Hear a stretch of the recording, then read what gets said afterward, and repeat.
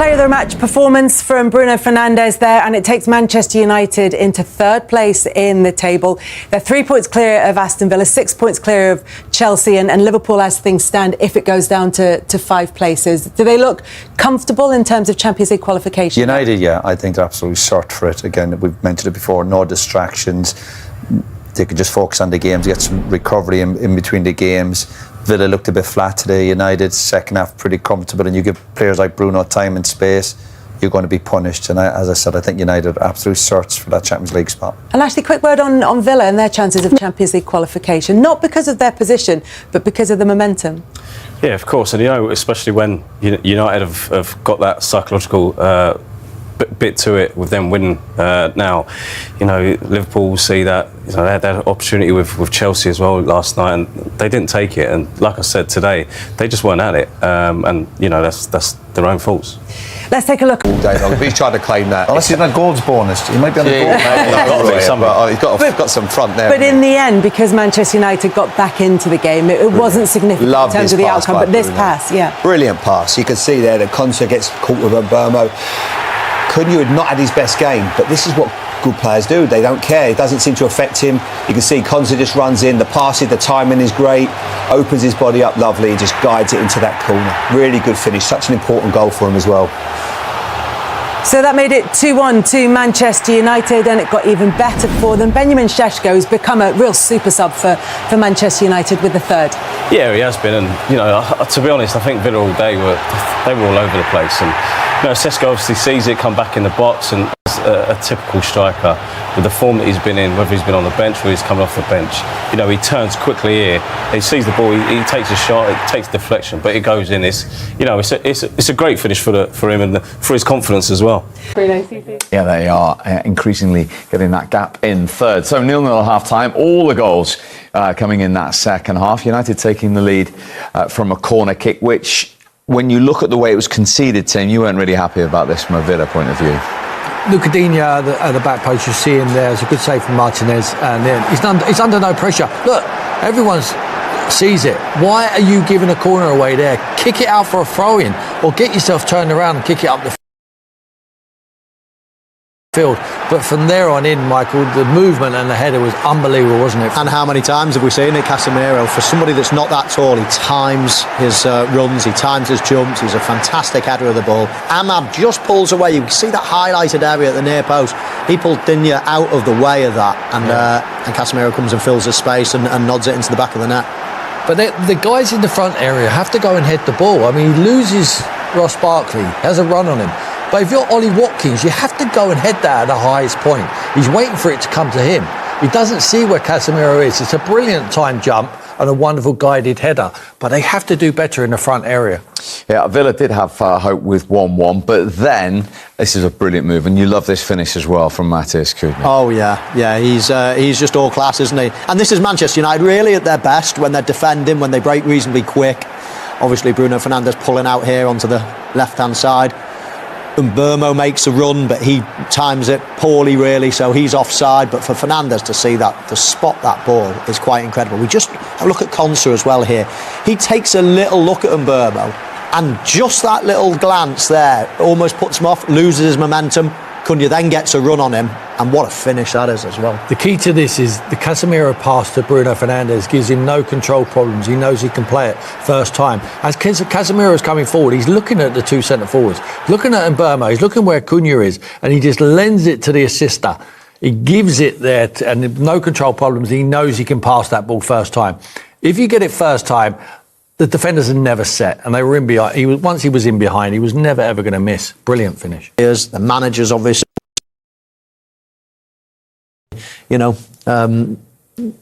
getting better and better, I guess, and the momentum's getting more and more. So Manchester United, I'd be surprised. In fact, I think they've probably got more chance of coming second, like catching a Manchester City, let's say, than they have of dropping out now. So they've got loftier ambitions, but Aston Villa, they need to hang on. They're probably, the likes of Chelsea losing yesterday was a real bonus for them. They got to get back on the wagon quite quickly. The way it's going for them at the moment, Mo, I just think it might be easier for them to qualify for the Champions League by winning the Europa League. And I think it's a manager who's done that before. He's done it 4 times. I think it's time for Aston Villa to lift the trophy. I've got full belief that he will win the Europa League this season with Aston Villa and qualify for the Champions League. Interesting. Carrick does that with abundance and with ease, it seems. And we've talked about Igor Tudor not being able to do that maybe at Tottenham.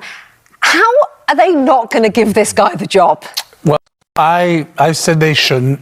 I agree with, and you've mentioned as well, I agree with Gary Neville, like, they shouldn't. They need a manager who has managed a big club. Why? But because they've run into this before. Because Manchester United, and again, this is no disrespect to Carrick. I think he should, if he gets them into third place at the end of the season, playing this way, he absolutely should be having conversations with the board about being the next manager. Would you still not give it to him if he finishes third? No, only because in a snapshot, we've seen this before. That's the only reason. And again, no disrespect to him, but over the course of 6 months, you can get a team to play like this. This project is bigger than this. This is getting Manchester United back on top of Europe. I sat here a few months ago and said, it's not... You said no matter big, what. No matter what. And Changing? I was wrong. If he gets them third, if this club's got momentum and starting to go again back, why would you not let it go? Why would you not at least give him 18 months and say, let's continue where we are? It's interesting. Interesting debate. No doubt we'll be having it every week between now. About the significance of this match. How does it feel now to get it over the line? Yeah, it feels good. I thought it was a good performance in the main. I thought we done a lot of things that we were really happy with in the game, and to finish a game like we did, we knew it was a big game coming into it, and get back to winning ways really, and the boys responded ever so well, so really pleased with them. Yeah. What pleased you the most about the performance, especially the difference between the first half and the second half? I was quite happy with it half time, to be honest. I thought it was just a tight game. It was one of those games I don't think you can always expect it to be edge of the seat kind of all guns blazing performance. I think sometimes you've got to be a bit measured. I thought we defended well as a team. We were really disciplined, and then the game opened up for a second half, and we had the players to make the difference. So yeah, I was pleased with pretty much the whole game. There was a little spell before they scored where we kind of lost our shape a little bit, and then we got caught with that. So we came back strongly. So I'm really happy with the players. Well, the first player to make the impact was Casemiro. It was a brilliant header. I mean, the way he executed it was so good as well. What was your reaction to it? Yeah, Cassie and Bruno got a good understanding, and you know, some of it's you can coach certain things, and then other times you kind of leave it to them to find the moment and find that bit of space. And Johnny's obviously done a lot of work with them on set plays and give them guidance, but the partnership that they've got is kind of pretty obvious. They've done it so many times. It was fantastic. It was a great ball and a great header really, and put us in a really good spot at that stage. Another player who again was so key today, as he has been all season, Bruno Fernandes. What will be spoken about will be his assists as well, but how important, how crucial is he for you in this team? He's had so many big moments, you know, to whether it's to score a goal, to make a pass, and he's always there. You know, he always puts himself forward, whether it's training or games, and he's always there. So, yeah, some big moments again. Really good with obviously the corner, but the pass to Mateus was fantastic, and yeah, just capped off a good performance all round, I think. And looking at the bigger picture, your 100% record here at Old Trafford continues. But what does a win like this do at this point of the season for your team?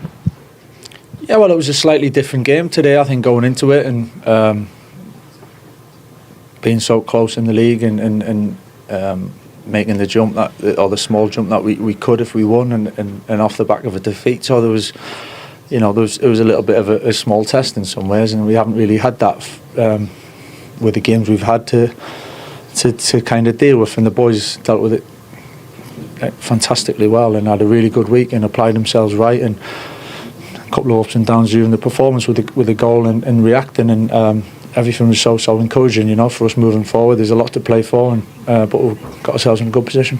Well, massive congratulations. Thank you. Cheers. There's got the assist for the opening 2 goals for Manchester United. That takes them on to 16, which is more than any other Manchester United player in a Premier League season. It was also the second of them, his 100th assist for Manchester United. Here he is with Pien Mullenstein. Bruno, congratulations. Just put into words how significant that performance and that win was today. No, obviously it was very important because it's against a direct opponent. Let's say we were with the same point, so getting this advantage from them it's always good. And obviously we needed to win the game after the last game that we couldn't get the 3 points we wanted. So today we did the job. I still think we can do much better, but the job is done. We got the 3 points, and I'm very pleased with that. You knew it was going to be a difficult ask today, but what pleased you most about the performance?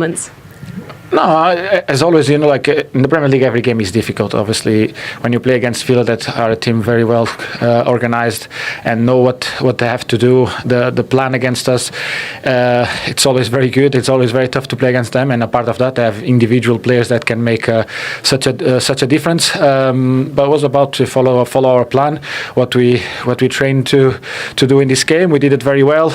We knew they had a high line that we had to make sure that our runs were on point, because it's very difficult to get the momentum on that high line.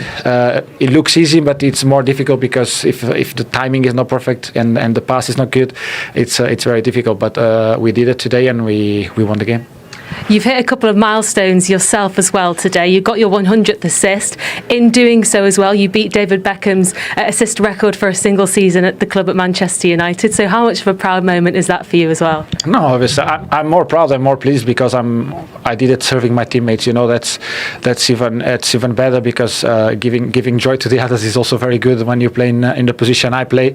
So I'm very happy that I can help them to score and to be happy having their moments. And obviously it's a huge achievement for me, but main achievement will be in the top spots at the end of the season. Massive congratulations.